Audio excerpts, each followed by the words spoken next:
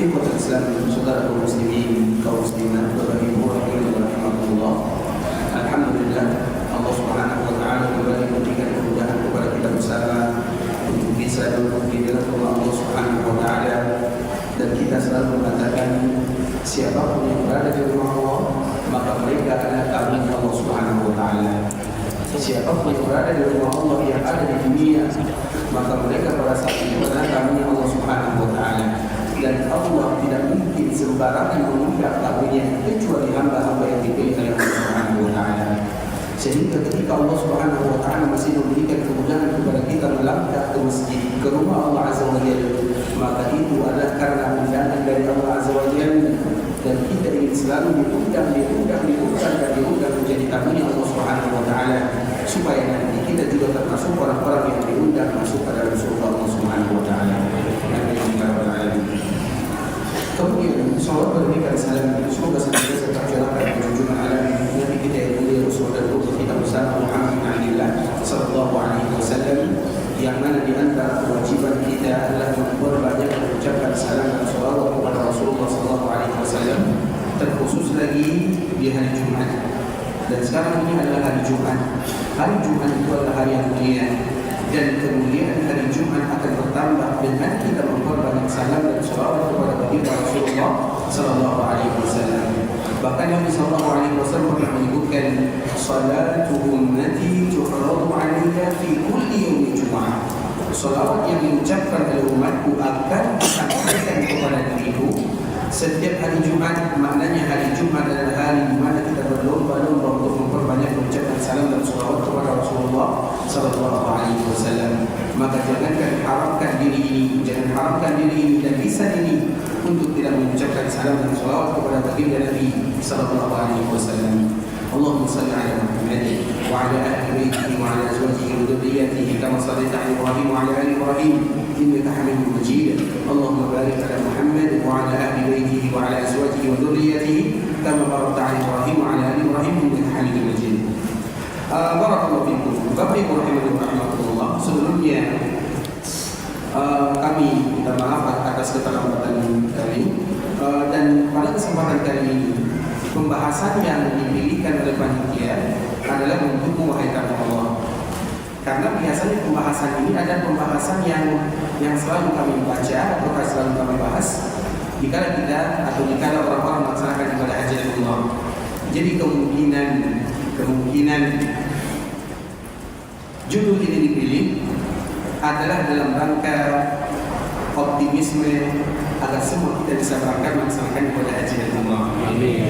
Makanya kemungkinan judul ini dipilih salah satunya adalah untuk yang demikian. Jadi persiapan untuk melaksanakan ibadah haji dan umrah, dan semoga kita berharap kepada Allah jangan kita dipanggil kecuali kita bermohon agar telapak kaki kita ini bisa menginjakkan kaki di tanah yang termulia Makkah dan Madinah. Bapak Ibu rahimahullah. Tapi kita tidak membahas secara umum. Kita hanya membahas poin yang semoga bisa memberikan manfaat kepada kita bersama, yaitu rumah Allah Subhanahu wa taala. Tadi kita telah menyebutkan di mukadimah, tamu Allah adalah mereka yang berada di rumah Allah Subhanahu wa taala. Siapapun yang berada di rumah Allah, maka dia adalah tamu Allah Subhanahu wa taala. Dan rumah Allah yang pertama kali ada di dunia adalah Ka'bah al-Musharrafah. Rumah yang pertama kali ada di dunia adalah Ka'bah al-Musharrafah. Inna awwala baitin wudi'a lin-nasi alladhi bi Bakkah. Sesungguhnya rumah yang pertama kali ada di dunia adalah Ka'bah al-Musharrafah yang ada di Bakkah. Nanti akan kita jelaskan sedikit demi sedikit. Nah, tentunya rumah yang pertama kali itu adalah Ka'bah al-Musharrafah.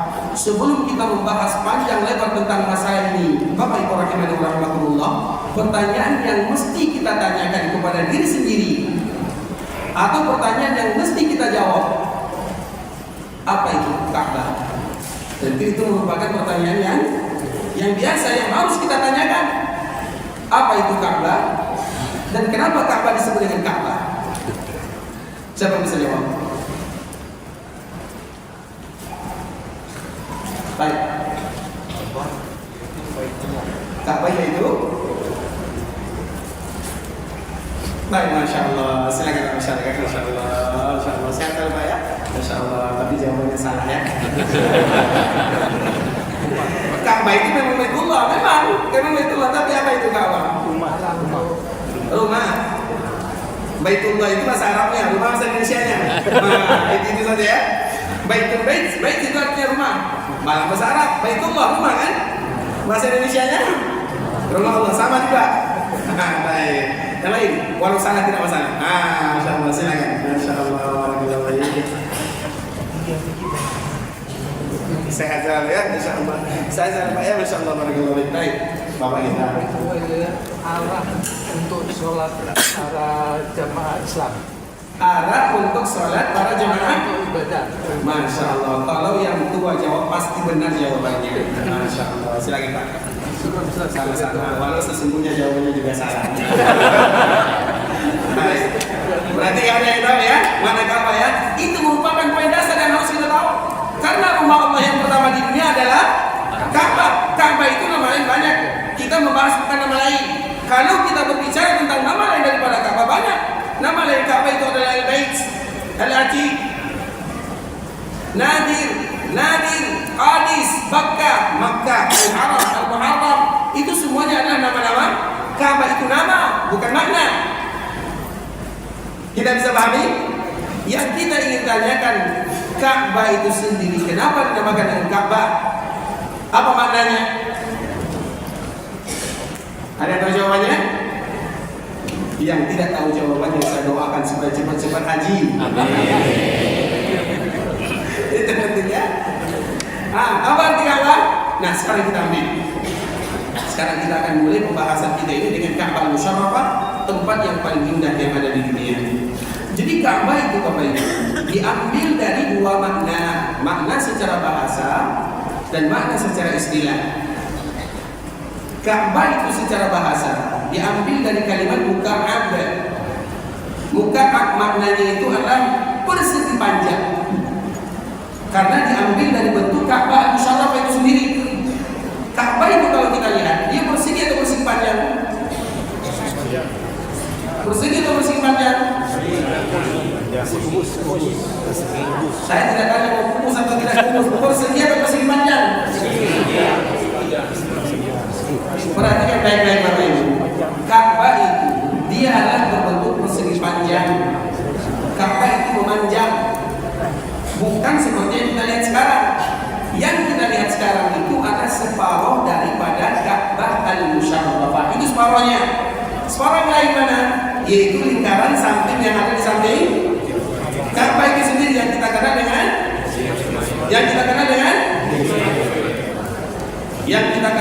hijir. Hijir apa namanya? Baik. Kita ceritakan sedikit Bapak Ibu. Jadi dulu di zaman Nabi SAW pernah dilakukan renovasi Ka'bah Al-Musyarrafah. Dan Nabi SAW pada saat itu masih berumur 35 tahun. Ka'bah itu terjadi renovasi yang banyak sekali.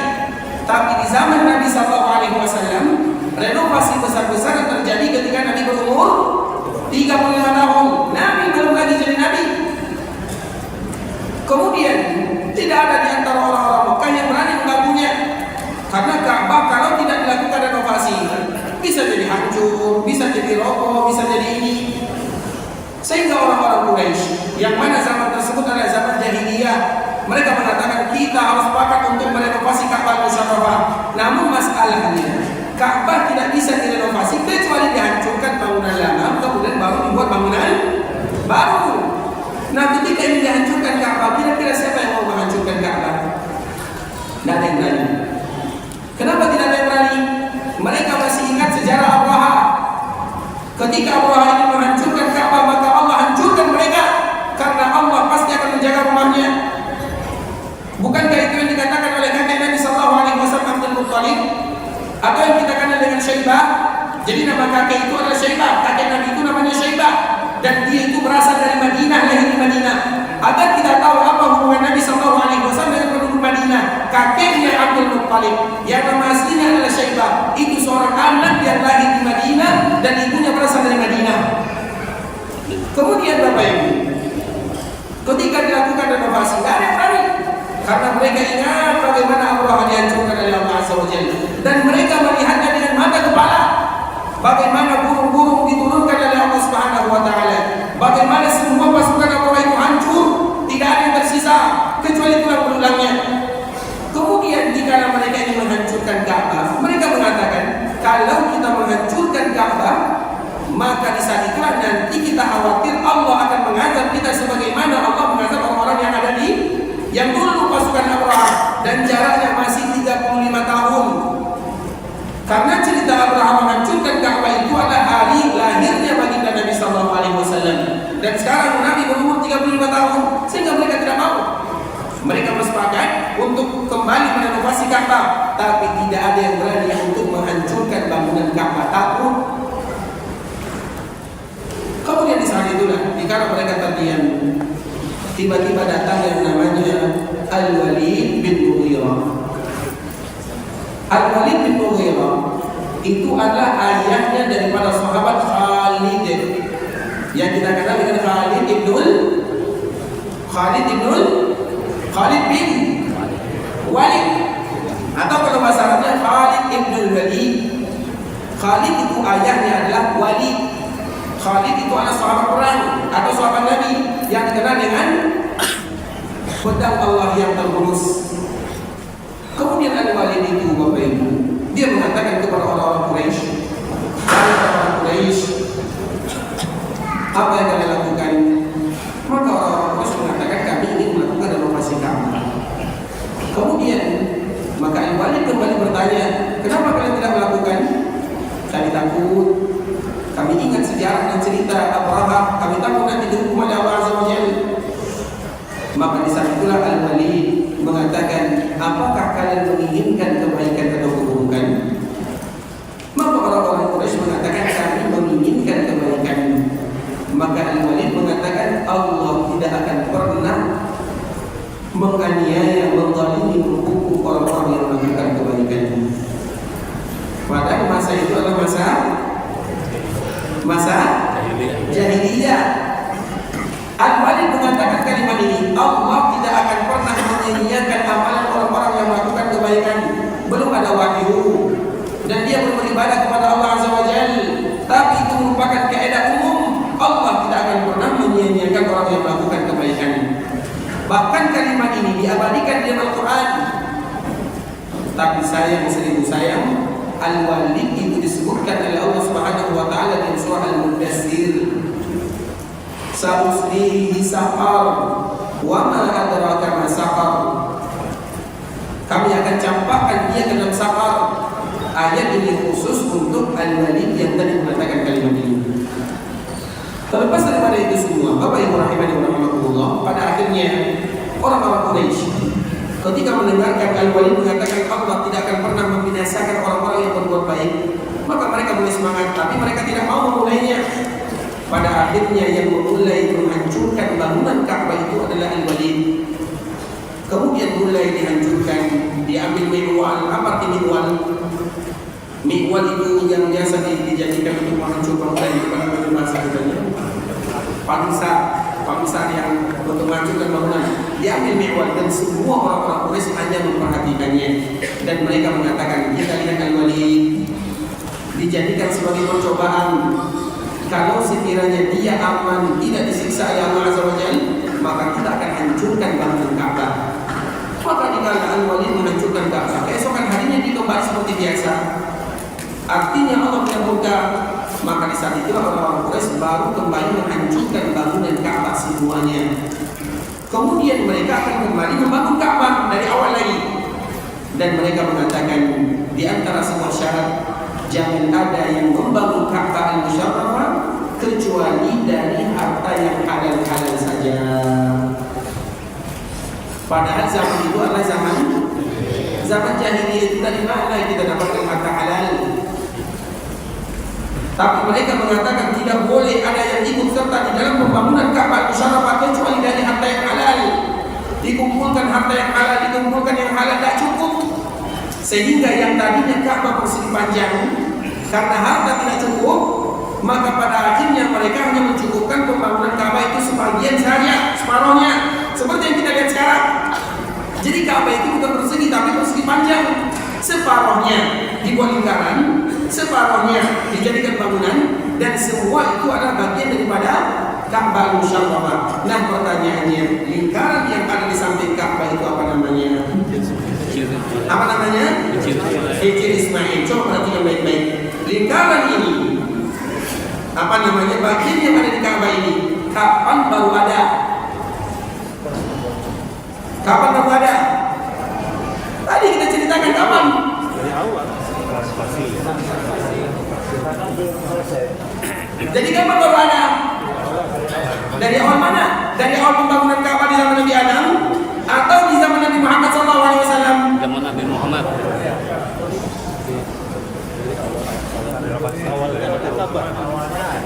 Awalnya ada tapi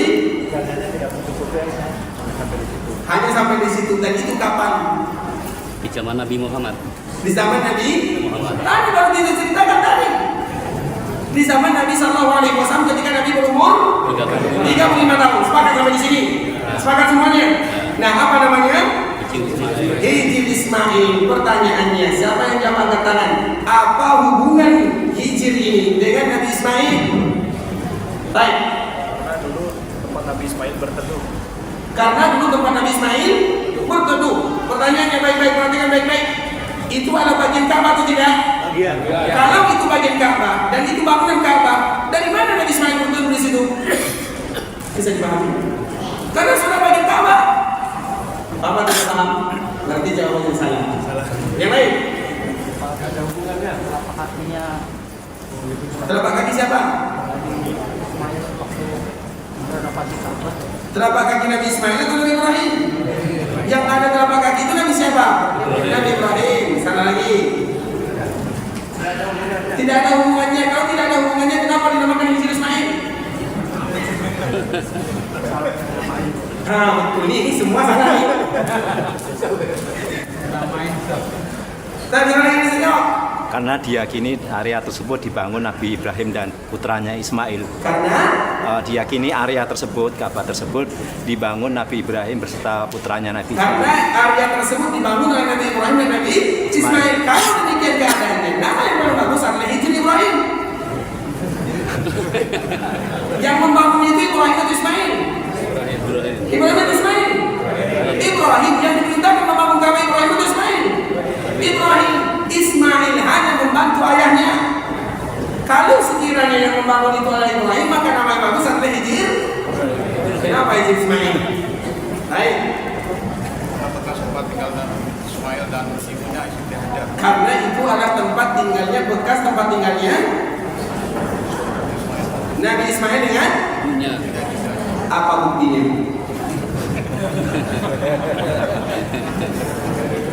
Kan betul kan pertanyaannya? Tidakkah kita tahu ikhwan Islam ini masih tercerita tentang Makkah Mukarramah? Kita tahu ikhwan Islam, Zam-Zam itu, Zam-Zam, kita tahu Zam-Zam, dan semoga Allah mudahkan kita untuk bisa meminumnya. Zam-Zam itu Bapak Ibu, Zam-Zam itu jaraknya dari Ka'bah Musyarrafah kurang lebih 25 meter. Dan Zam-Zam itu muncul di samping Nabi Ismail. Iya atau tidak? Datang malaikat Jibril dipukulkan dengan sayapnya tanah, maka keluar yang namanya Zam-Zam, dan itu di samping Ismail. Kalau di situ tempat tinggal Ismail, terus Zam-Zam bagaimana? Berarti Nabi Ismail tinggal dekat dengan Zam-Zam, bukan tinggal dekat dengan tempat bangunan tersebut. Yang lain masih usaha. Tempat makamnya Ismail dibantu Nabi Ibrahim. Tempat Nabi Ismail membantu Membangun Ka'bah. semua lokasi itu Nabi Ismail itu membantu ayahnya. Kenapa khusus ini? Ini tempat makamnya Nabi Ismail. Makam itu apa tuh makam? Pijakan. Tempat pijakan. Makam Ismail atau makam Ibrahim? Pijakannya Ismail, tapi mungkin kalau Nabi kan meninggal. Saya tidak terima mungkin. Nabi kan mati meninggal di situ. Mungkin lagi kan? Makam kuburan. Kuburan. Masjid dengan perkuburan dua hal yang tidak. Ini Pak. Satu. Sekarang kita kembalikan bapak-bapak sudah mengaku saja. Ibu-ibu dulu. Oh, iya. Ibu-ibu kalau ada yang jawab. Apa? tempat berpijaknya Nabi. Kalau ibu-ibu yang jawab pasti betul jawabannya. Walaupun hakikatnya salah. Panitia akan bagikan kepada ibu.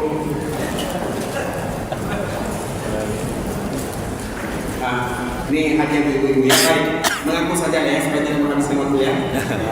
Sepakat nih, ada yang masih berusaha. Pada saat itu Nabi Ismail mengumpulkan batu di daerah itu. Pada saat itu Nabi Ismail mengumpulkan batu, terus hubungannya? Maka dinamakan Ismail, jadi Ismail. Dari mana Bapak tahu? Dari sejarah.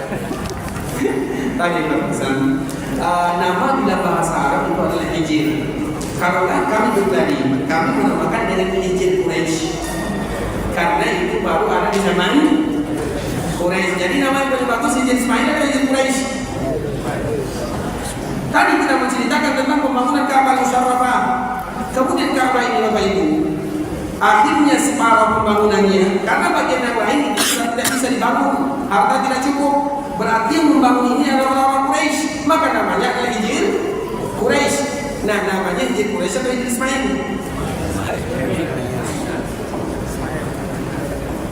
Harusnya Hijr Quraisy. Kalau Hijr Ismail, kami tidak tahu jawabannya Hijr Quraisy lain Hijr Ismail apa alasannya, maka pindah saja dengan saya. Hijr Quraisy lebih aman.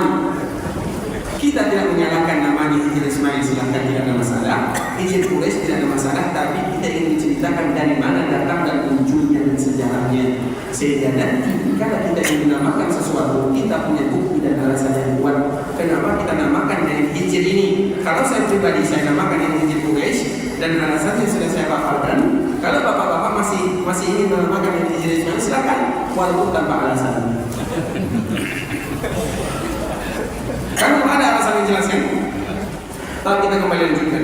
Jadi Bapak Ibu, kalau dilakukan renovasi untuk Ka'bah Musyarrafah, jadi Ka'bah itu untuk asalnya persegi panjang. Namun walau demikian, itu ada hikmah dari Allah Subhanahu Wa Taala. Kenapa demikian? Karena kalau sekiranya orang-orang Quraisy ketika mereka membangun Ka'bah Musyarrafah, kemudian mereka kaya dan cukup uang halalnya, maka mereka akan kembali membangun Ka'bah itu dalam seperti bentuk awalnya. Dan kalau sekiranya Ka'bah itu dibangun seperti bentuk awal, kira-kira kapan kesempatan kita masuk ke dalam Ka'bah Musyarrafah? Bisa dipahami? Sekarang kita lihat ada Ka'bah separuh, kemudian ada Hijr separuh, dan di dalam Hijr ini kita bisa masuk atau tidak? Bisa masuk, dan siapapun yang masuk ke dalam Hijr berarti seolah-olah mereka telah masuk ke dalam Ka'bah Musyarrafah. Itu Ka'bah itu bagian Ka'bah Musyarrafah. Jadi Ka'bah itu Bapak Ibu bukan hanya sekedar bangunan. Ka'bah itu bukan hanya sekedar bangunan. Sebagaimana masjid bukan hanya sekedar bangunan. Masjid itu adalah tempat di mana kita bisa merendahkan kepala, sujud kepada Allah Subhanahu Wa Taala. Tidak ada atap, tidak ada dinding, tidak ada masalah. Tapi itu adalah masjid. Begitu juga dengan Ka'bah Musyarrafah. Bangunan itu bonus. Makanya kalau ada masjid tidak ada atap, tidak ada dinding, dinamakan masjid atau tidak? Tetap dinamakan masjid. Ketika ada bangunan, ketika ada atap, tidak ada masalah. Jadi agar kita tahu masjid, rumah Allah, Ka'bah Musyarrafah tidak mesti ada bangunannya. Begitu juga dengan Ka'bah. Hijr ini dinamakan dengan Ka'bah, sehingga siapapun yang dimudahkan oleh Allah bisa salat di dalamnya, maka seolah-olah mereka salat di dalam Ka'bah Musyarrafah. Kalau sekiranya orang-orang Quraisy mereka bangun Ka'bah semuanya, kira-kira kapan kesempatan kita salat di Ka'bah? Kapan? Apakah ada kemungkinan? Ada kemungkinan bagi mereka yang mungkin sebagai wakil rakyat, sebagai pemimpin kaum muslimin, sebagai ini baru diizinkan. Kalau kita rakyat biasa ini, kapan kira-kira masuknya? Sulit kan kira-kira? Maka itu merupakan di antara hikmah dari Allah Subhanahu Wa Taala. Tidak cukupnya uang orang-orang Quraisy membangun Ka'bah Musyarrafah adalah hikmah dari Allah Subhanahu Wa Taala. Sebagaimana Nabi Shallallahu Alaihi Wasallam pertama kali ditemukan air Zam-Zam. Zam-Zam itu pertama kali datang, pertama kali ditemukan. Kita lihat bagaimana ibunda Ismail, dia berbolak-balik dari Safa Marwah, Safa Marwah. Maka siapapun di antara kita yang dimudahkan oleh Allah pergi melaksanakan ibadah haji dan umrah, ingat tempat yang terbaik untuk berdoa di Ka'bah Al-Musyarrafah atau di Masjidil Haram Makkah adalah di atas bukit Safa dan di atas bukit Marwah. Tempat yang terbaik berdoa adalah di atas bukit Safa dan di atas bukit Marwah, karena dikala kita tawaf, orang yang tawaf itu mereka sedang berjalan. Ketika kita sedang berjalan, kemudian berdoa, kira-kira khusyuk atau tidak? Khusyuk atau tidak? Kita tidak menyalahkan orang yang sedang tawaf berdoa silakan, yang baca Quran silakan, yang berzikir silakan, yang diam juga tidak ada masalah, karena dia sedang melaksanakan kegiatan tawaf. Dikala kita berada di Safa, kita betul-betul berdiri. Kemudian kita menghadapkan wajah ke Ka'bah Musyawarah. Kemudian di saat itulah kita berdoa meminta kepada Allah, dan itu adalah waktu yang terbaik yang dikabulkan Allah Subhanahu wa taala untuk berdoa. Maka siapapun di antara kita yang dimudahkan oleh Allah pergi, maka jangan lupakan Safa dan Marwah, dan disitulah Nabi lama berdoa. Jadi ketika kita melaksanakan ibadah yang mulia, yang lama itu bukan tawafnya, yang lama itu bukan sa'yinya, yang lama itu adalah doanya, dan dengan itulah tujuan kaum muslimin jika mereka datang ke sana doa. Dan tempat yang terbaik itu adalah Safa dan Marwah. Itu yang terbaik. Makanya kami melihat ada sebagian saudara-saudara kami, senior kami, mereka itu kalau umrah menghabiskan waktu kurang lebih 7 sampai 8 jam. Kalau kita umrah biasanya berapa lama? Tawaf, sa'i, pulang. Padahal inti yang sesungguhnya adalah berdoa di dalam kita sedang memakai pakaian ihram. Jika kita berada di atas bukit Safa dan Marwah, maka disitulah umrah yang sesungguhnya, doa. Nanti kalau yang ingin berangkat jangan lupa ya, di Safa dan Marwah. Kemudian apa itu? Ketika Ibunda Hajar alaihissalam, dia dari Safa ke Marwah, dari Marwah ke Safa, pada akhirnya dia melihat ada air yang keluar dekat dengan anaknya yang kita kenal Zam-Zam. Pada waktu itu tidak ada penamaan Zam-Zam. Kemudian pada akhirnya Allah kabulkan doa seorang wanita yang salihah, ibundanya Ismail, neneknya Nabi kita yang mulia Muhammad bin Abdullah sallallahu alaihi wasallam. Kemudian di saat ada muncul air, maka di saat itulah Ibunda Hajar ini menutup bendungannya, membuat seperti bendungan, karena nanti kalau airnya keluar dia akan mengalir dan sulit untuk diminum. Maka dibuat bendungan. Ketika dia membuat bendungan seperti ini, maka dia mengatakan Zam itu artinya dibuat bendungan. Jangan berhenti di sini, biar bisa diminum. Zam pada akhirnya terkenal dengan istilah Zam. Ketika menceritakan hadis ini, Nabi Shallallahu Alaihi Wasallam memberikan tanggapan dan komentar. Komentar ini bukan komentar sindiran, tapi komentar kebanggaan. Apa kata Nabi Shallallahu Alaihi Wasallam? Rahimahullahu umma Ismail. Semoga Allah memberikan rahmat kepada ibunya Ismail. Kalau sekiranya dia membiarkan Zam-Zam tanpa diberikan bendungan, dibiarkan mengalir, maka dia ibarat sungai dan lautan. Saking banyaknya Zam-Zam. Tapi kalau sekiranya ibunda Ismail tidak memberikan bendungan, kemudian mengalir, kemudian di Mekah itu ada aliran daripada Zam-Zam, kira-kira kita tawafnya di mana? Bagaimana kita akan tawaf? Kalau sekiranya itu ada tempat air yang mengalir, di mana kita tawaf? Bisa dipahami? Maknanya itu semuanya sudah merupakan ketentuan Allah Azza wa Jalla. Sama dengan orang-orang Quraisy. Kalau sekiranya orang-orang Quraisy mereka membangun Ka'bah dan lengkap hartanya, membangun Ka'bah seperti sedia kala, sampai kapan kita akan masuk dalam Ka'bah Musyawarah? Kapan kesempatannya? Tidak mungkin ada. Tapi ketika mereka tidak cukup uang, pada akhirnya separuh dibangun, separuh lagi dijadikan sebagai hijir, maka di saat itulah kesempatan kaum muslimin semuanya tanpa pandang bulu mereka bisa salat di dalamnya. Itu merupakan di antara hikmah dari Allah Subhanahu wa taala, dan itu makna pertama dari Ka'bah Al-Musharrafah. Sudah tahu apa arti Ka'bah Al-Musharrafah? Jadi Ka'bah itu artinya yang pertama diambil dari sisi bahasa, pembangunan, sejarah dan cerita Ka'bah, rumah yang pertama kali ada di dunia, dan mesti bagi kaum muslimin untuk mengetahuinya. Itu ada di antara makna secara zahir atau secara bahasa. Kemudian yang kedua, apa pula makna Ka'bah secara istilah? Ka'bah itu disebut dengan Ka'bah Ikhwanul Islam. Itu artinya adalah simbol daripada kemuliaan dan kejayaan.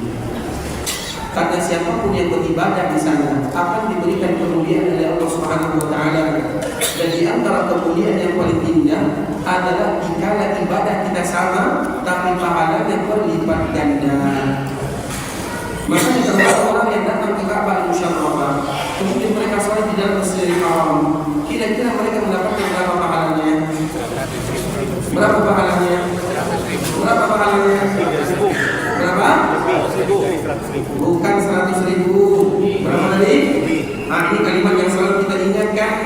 Allah tidak pernah menyebutkan 100.000, tapi lebih daripada 100.000. Lebih daripada 100.000 itu berapa kira-kira? Tidak ada yang tahu. Tidak ada yang tahu. Namanya saja lebih. Aku akan berikan kepadamu uang lebih dari 100.000. Kira-kira berapa jumlahnya? Tidak ada yang tahu. Begitu juga pahala yang disebutkan oleh Allah Azza wa Jalla. Siapapun yang salat di sana pahalanya lebih daripada 100.000. Padahal subuhnya cuma 2, zuhurnya juga 4, asarnya juga 4, maghribnya juga 3, isyanya juga 4.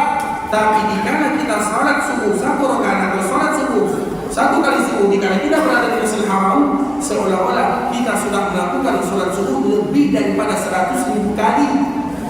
Kalau kita ukur-ukur dengan umur kita tak sampai. Dan itu merupakan di antara hadiah Allah Subhanahu wa taala untuk umat Nabi sallallahu alaihi wasallam.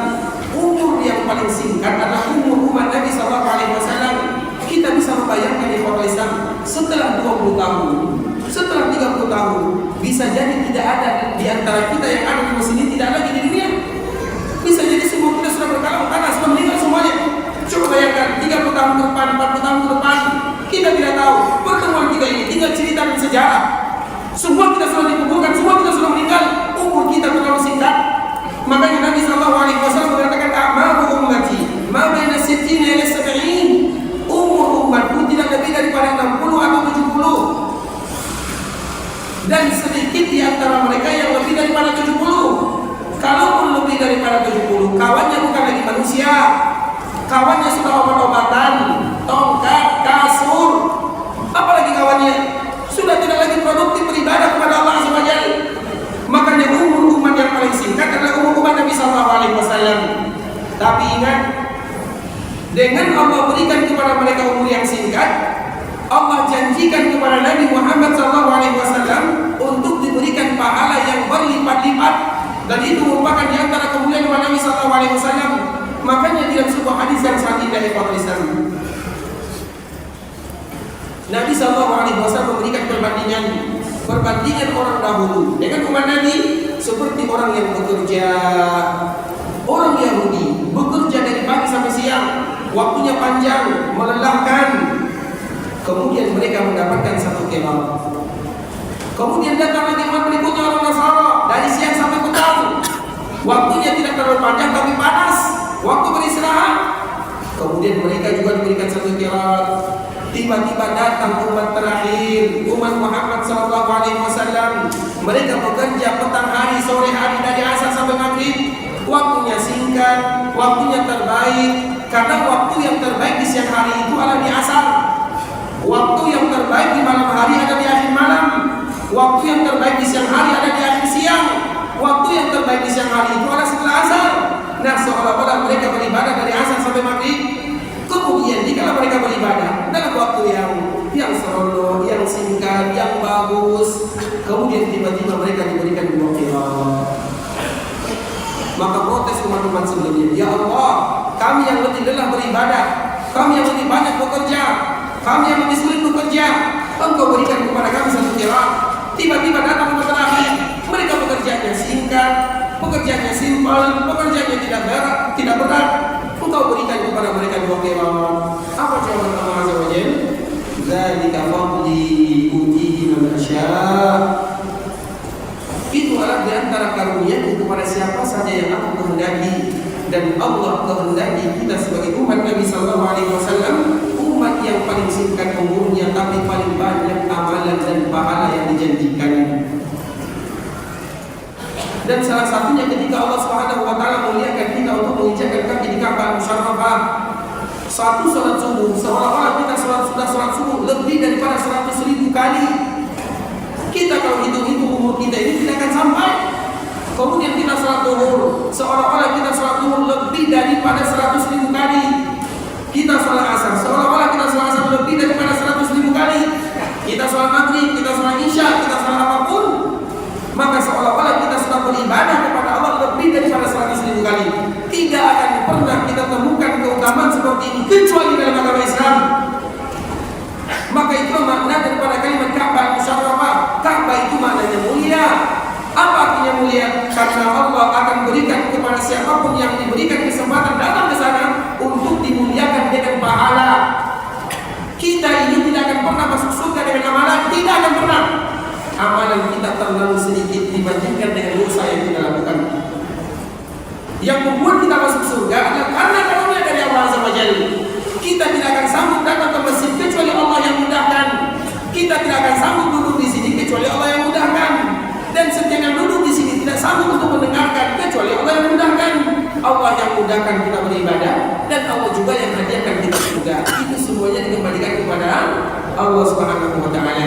Maka oleh karena itulah Bapak Ibu ikhwatul Islam, di antara kalimat yang harus kita perbanyak adalah meminta karunia dan kasih sayang Allah Subhanahu wa taala. Allahumma inni as'aluka min fadlik.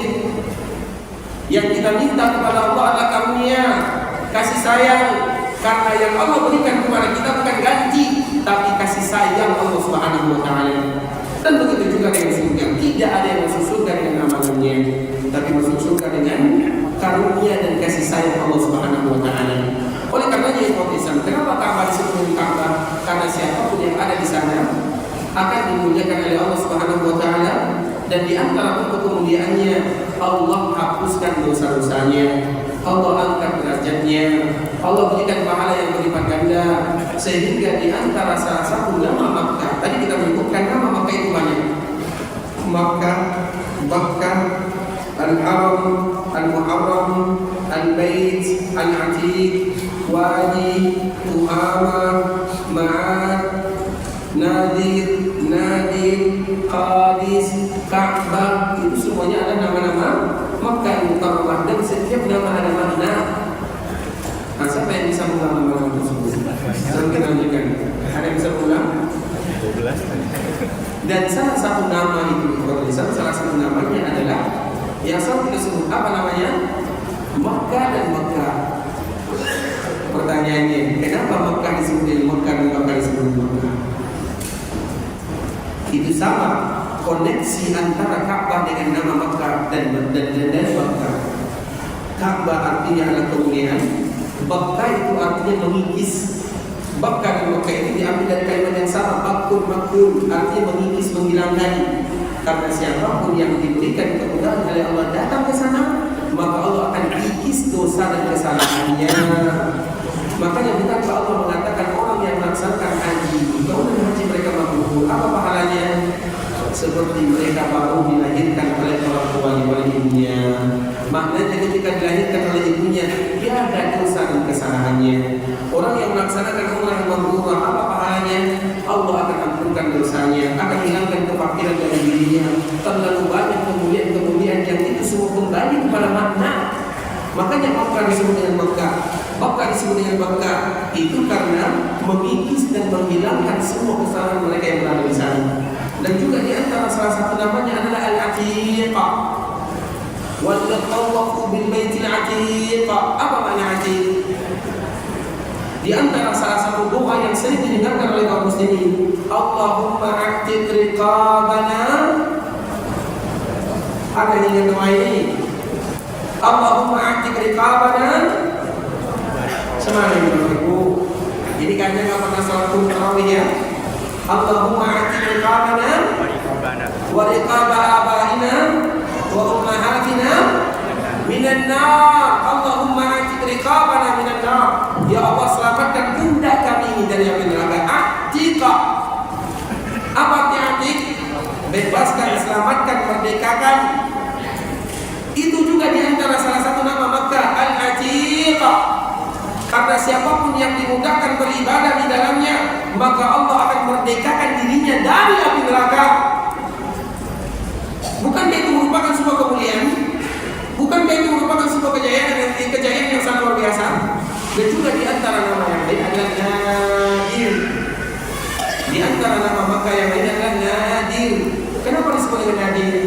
Nadir itu artinya jarang.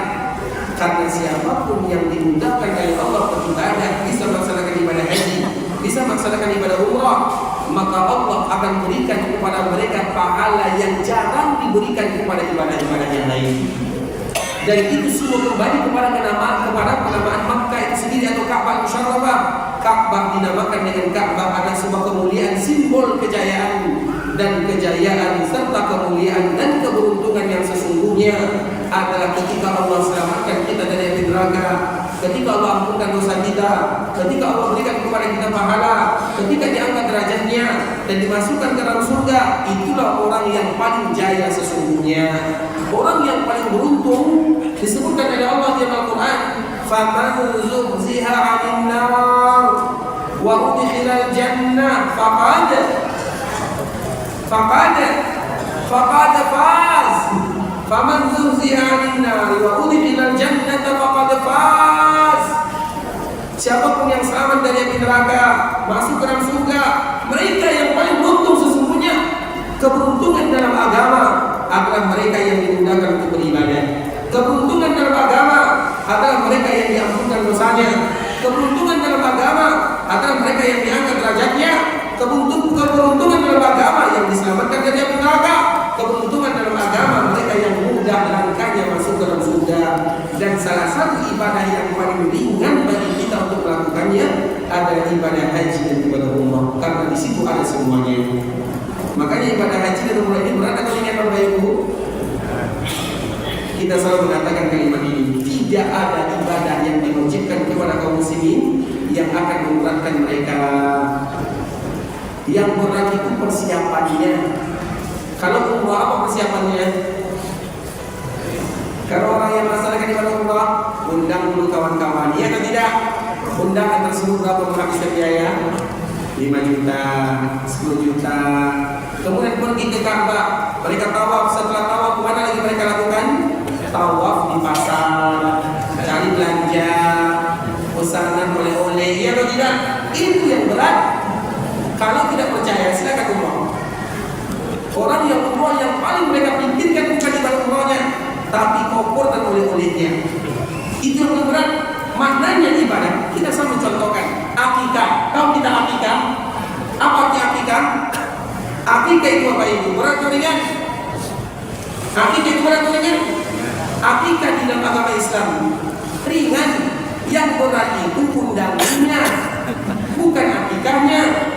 Akikah itu siapapun yang diberikan rezeki dapat anak laki-laki. Berapa ekor kambing? 2. 1 ekor kambing berapa? 3. Yang minimal 3. Yang umur 1 tahun 1,5. Kemudian kita beli 3 juta. Kita sembelih, kemudian kita potong-potong, kita bagi-bagi, selesai akikah. Yang berat apa? Undangannya, masaknya, apa lagi? Itu yang berat.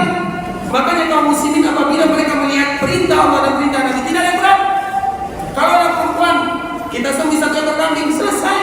Kami, kalau akikah, kelahiran anak, beli kambing, potong, bagi-bagi tetangga, selesai.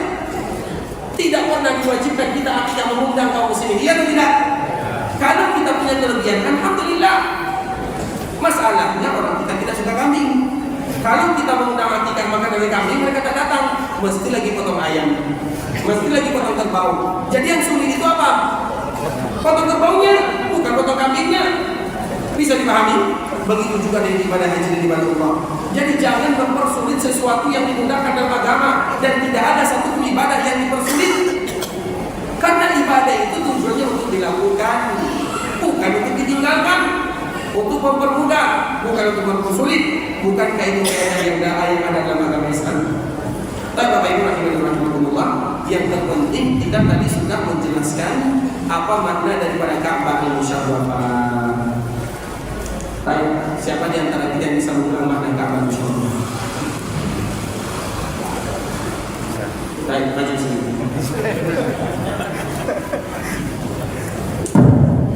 Siapa? Ini ada mic ya, yang lebih bagus ya. Kenapa gini dari tadi? Kita silakan. Sini ya.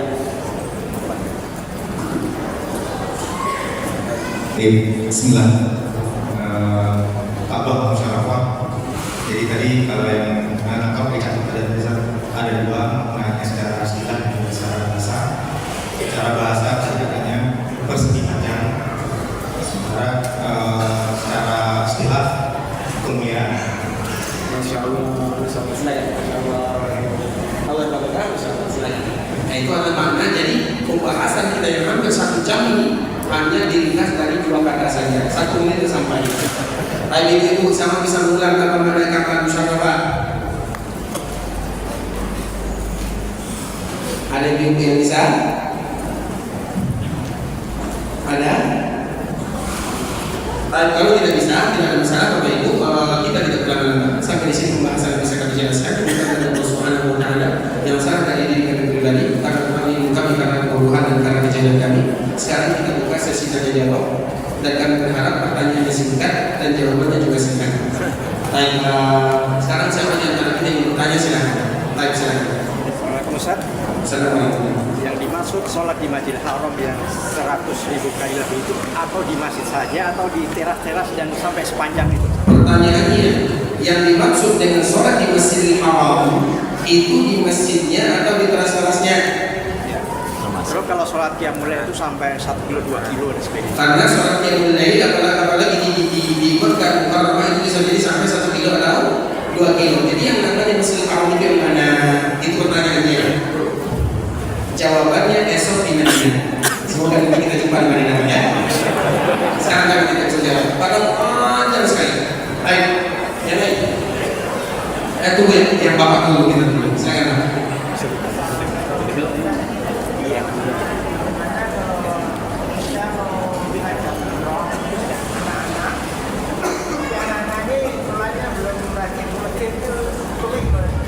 Bagaimana kita hukum mengajak umroh anak-anak tapi mereka belum rajin sholat masjid?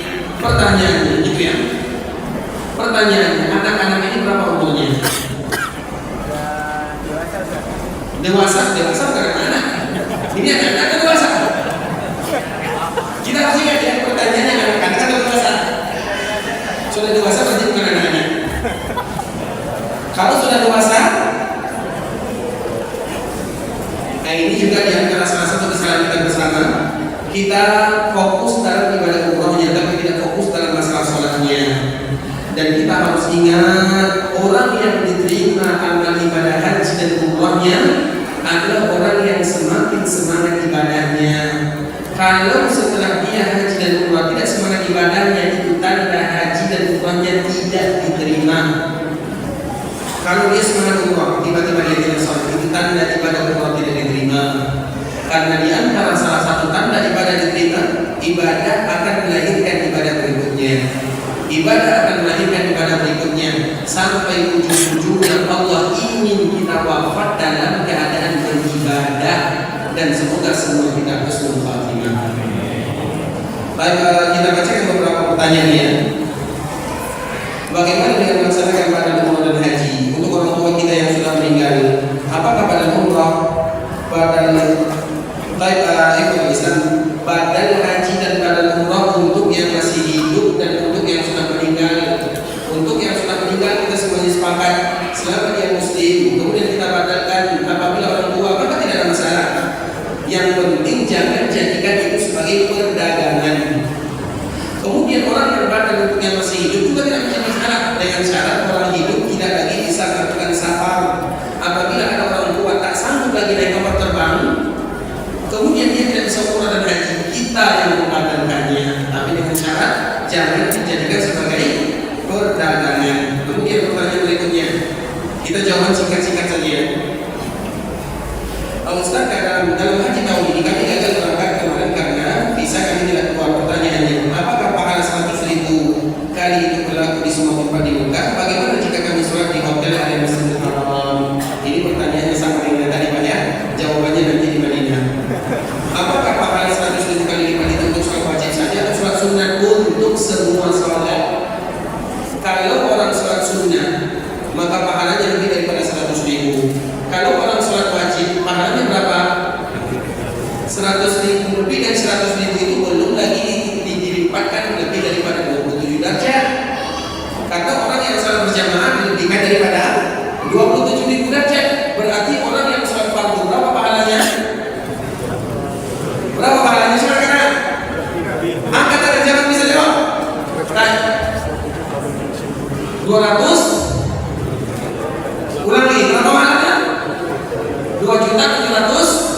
Baik, Pak, Masya Allah. Silakan, silakan. Masya Allah. Tapi jawabannya salah ya. Ini pertanyaan kan matematika ini. Baik, berapa? 27 kali 100.000. 27 kali 100.000. Berapa? Cari sendiri. Baik, kita lanjutkan lagi. Apakah ikhtiar yang kita lakukan agar Allah memanggil kita menjadi tamu dan melaksanakan haji di umrah? Bapak Ibu rahimahullah, ini merupakan di antara nasihat untuk kita bersama, di antara semua cita-cita kaum muslimin dalam melaksanakan ibadah haji dan umrah. Terus bagi kita apa yang harus kita lakukan? Yang kita lakukan itu banyak, Bapak Ibu. Kami selalu menceritakan setelah kemarin, setelah musim Covid, maka ibadah haji dan umrah kembali dibuka. Tapi bertahap, 40%, 50%, 60% bertahap. Setelah Covid dan ada keberangkatan ibadah haji, itu adalah ibadah haji yang terbaik. Karena tidak boleh banyak, hanya 50%. Yang biasanya haji 2 juta sekarang menjadi 1 juta. Jadi lokasinya lapang, tempatnya bagus. Nah, suatu ketika Bapak Ibu, agar kita tahu ibadah haji dan ibadah umrah itu adalah tamunya Allah Subhanahu wa taala, dan Allah suka-suka Allah mengundang tamunya. Iya atau tidak? Jadi yang berangkat melaksanakan ibadah haji dan umrah itu bukan orang yang mampu, tapi mereka yang dimampukan oleh Allah Subhanahu wa taala. Itu yang keadaannya. Sehingga di antara kaum muslimin tidak ada yang berputus asa. Ustaz, kira-kira kapan ya saya bisa melaksanakan ibadah haji dan umrah? Tidak, itu yang harus kita jawab. Tidak, itu yang harus kita tanyakan. Kita selalu berdoa karena jalannya Allah apabila sudah memilih mudah bagi Allah. Contohnya ini. Jadi dulu setelah Covid ada salah seorang kakek umurnya 65 atau 70 tahun pergi ke Masjid Istiqlal, duduk di sana sambil duduk. Tiba-tiba di waktu sholat zuhur ada delegasi dari Arab. Kalau bahasa kita nya kedutaan, mereka sholat di Masjid Istiqlal di Jakarta. Di sini Jakarta ya. Bekasi, Jakarta kan sama juga kan. Baik, kemudian ketika dia duduk, tiba-tiba delegasi ini Bapak Ibu, coba bayangkan, rezeki tidak akan kemana. Kemudian dia berkeliling ke Masjid Istiqlal, tiba-tiba dia menjumpai kakek yang umur 65 atau 70 tahun.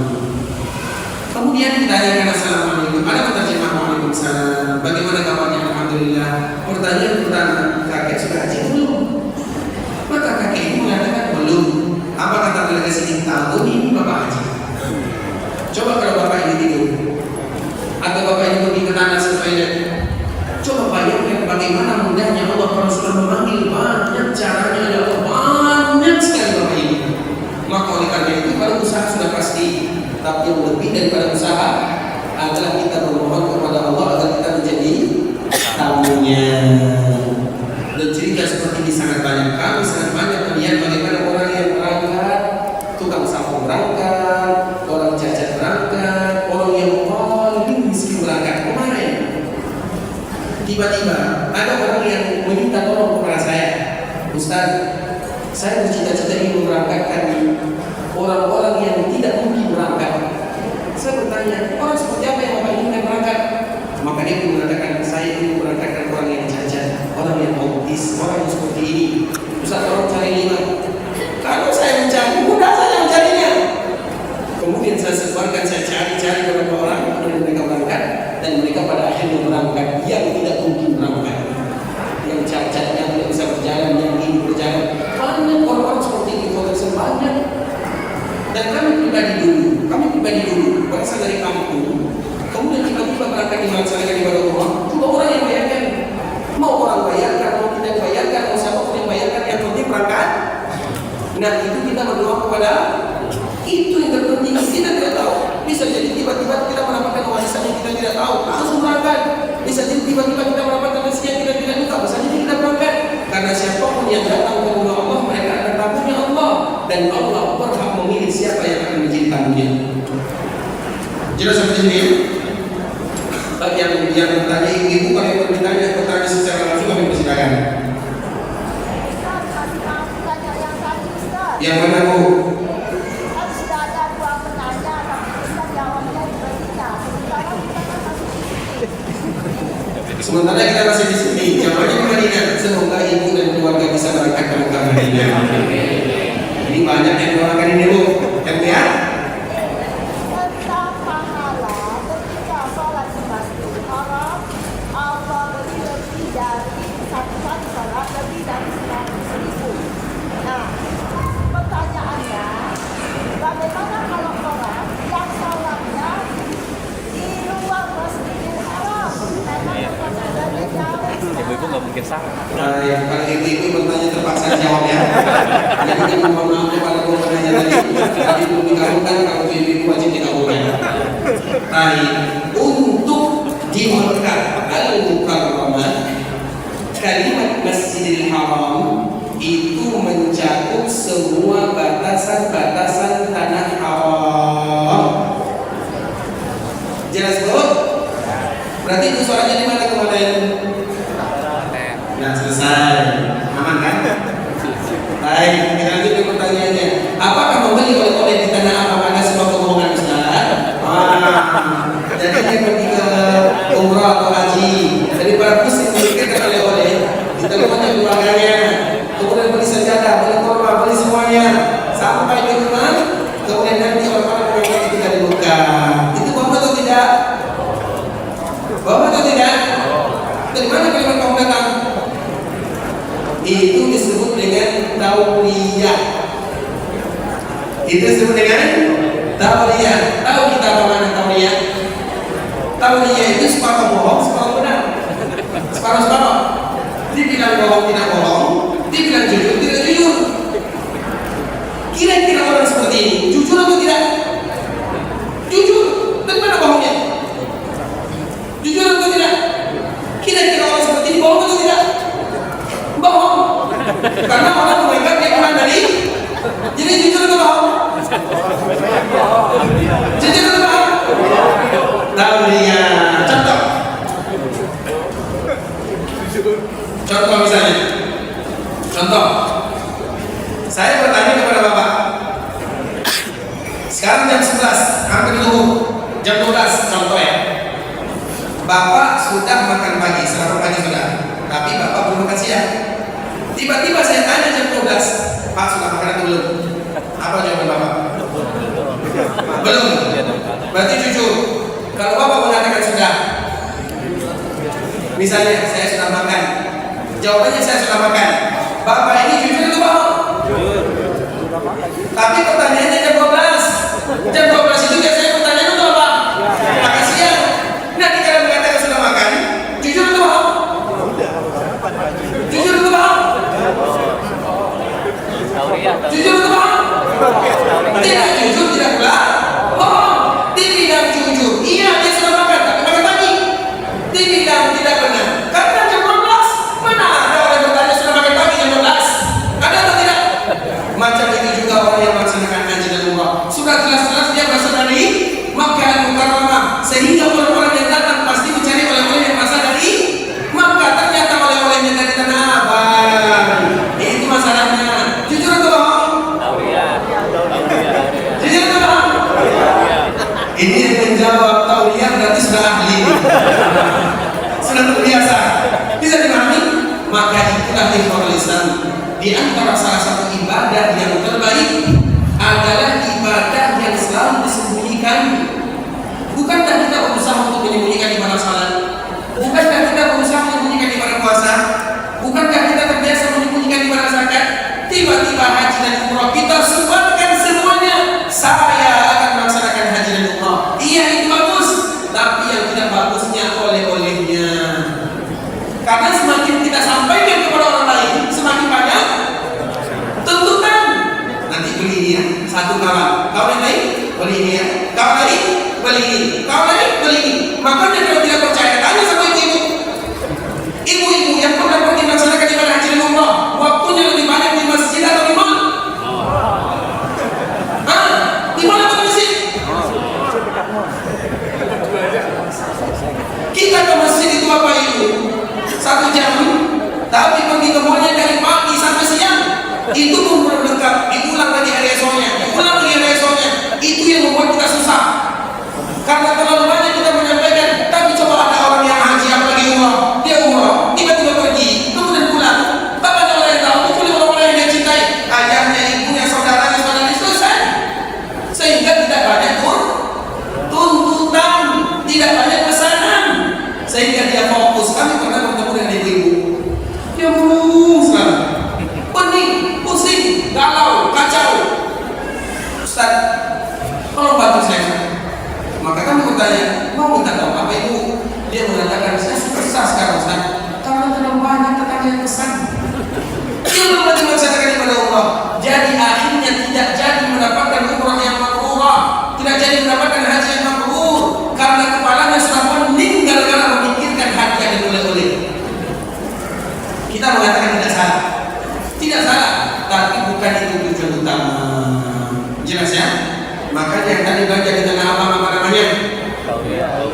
Amin. Baik, ibu-ibu kalau ada yang bertanya kamu silakan.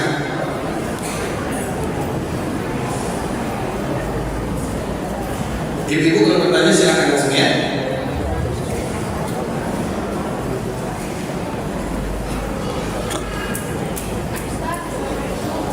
Assalamualaikum warahmatullahi wabarakatuh.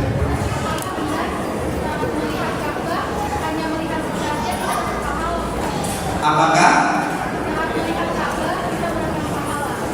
Barakallahu fiikum, apakah saat kita melihat Ka'bah mendapatkan pahala? Baik, tentunya siapapun yang datang ke Mekah Mukarramah pasti mereka akan ingin berlama-lama melihat Ka'bah Musyarrafah, ya tidak? Itu merupakan di antara keinginan kaum muslimin. Tapi bagaimana, apakah memandang secara khusus itu dapat pahala? Allahu a'lam, saya tidak tahu.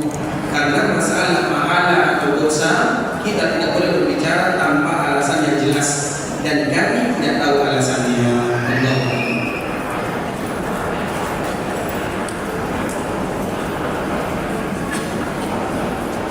Saya pernah dengar yang diundang ke tanah suci Mekah itu adalah orang-orang yang dimuliakan Allah dan orang-orang yang dihinakan. Apakah betul tersebut Pak Islam? Tadi kita sudah menyebutkan bahwa Mekah itu ada tempat yang dijaga oleh Allah Subhanahu Wa Taala. Tujuannya adalah untuk memuliakan orang-orangnya. Apabila ada orang yang datang ke Mekah, ke Madinah melaksanakan haji dan umrah, tapi setelah itu mereka menjadi buruk, perangai yang tidak bagus, maka yang harus kita ketahui itu ada di antara tanda Allah tidak menerima amal ibadahnya. Kita selalu mengatakan apa itu? Allah tidak memberikan ujian kepada orang yang haji dan orang yang umrah. Ingat ini bahasanya baik-baik. Allah tidak memuji orang yang haji dan orang yang umrah. Allah tidak puji. Karena biasanya orang yang haji dan orang yang umrah itu adalah orang-orang yang mampu. Dan kebanyakan penduduk surga itu adalah orang-orang yang kurang mampu. Bisa dipahami? Allah tidak pernah memberikan pujian kepada orang yang haji. Orang yang haji dipuji dah, orang yang umrah dipuji dah. Tapi Allah dan Rasulnya hanya memberikan pujian kepada orang-orang yang mabrur dan mabrurah. Haji tanpa mabrur tidak ada gunanya. Umrah tanpa mabrurah tidak ada gunanya. Haji tanpa mabrur percuma. Umrah tanpa mabrurah itu tidak diterima. Jadi yang kita cari itu mabrur atau mabrur. Dan ingat di kota Islam, di antara tanda orang yang mendapatkan haji dan umrah mabrurah adalah mereka yang istiqamah dalam agama. Kita kalau di Mekah, kira-kira sholat berapa jam sebelum azan kita datang? 2 jam. Itu hari pertama. Hari kedua 1 jam. Hari ketiga setengah jam. Hari keempat pas azan. Hari kelima jadi imam Masjidil Haram, imam masbuk. Itu kita kaum muslimin. Dan itu kalau di Mekah, kalau di kampung halaman berapa jam kita datang sebelum sholat? Ya pas-pas 1 rakaat sebelum imam salam. Di antara tanda umrah dan haji yang mabrur dan mabrurah, Bapak Ibu ini camkan baik-baik. Ketika kita bisa menjaga lisan, maka jaga lisan di sini. Ketika kita bisa baca Quran di sana, baca Quran di sini. Karena Allah yang kita sembah di Mekah, Allah juga yang kita sembah di negara kita sama. Kenapa kita semangat beribadah di sana, sama di sini tidak semangat? Itu tanda tidak mabrur. Itu saja konsepnya. Iya, mungkin waktunya, durasinya kurang, tidak sama. Kita di sana bisa baca Quran 1 hari 1 juzuk, minimal di sini 1 halaman 2 halaman, yang penting ada.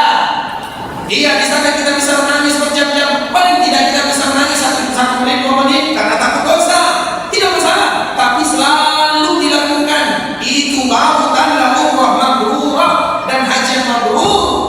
Kalau ada orang yang semangat sholat berjamaah di Mekah Madinah sampai di kampung halamannya tidak lagi sholat berjamaah, tanda tidak mabrur. Ada seorang wanita yang biasa menjaga lisannya di sana, tiba-tiba di kampung halaman setiap hari imam Nabi ingat, tanda tidak mabrur. Jadi kalimat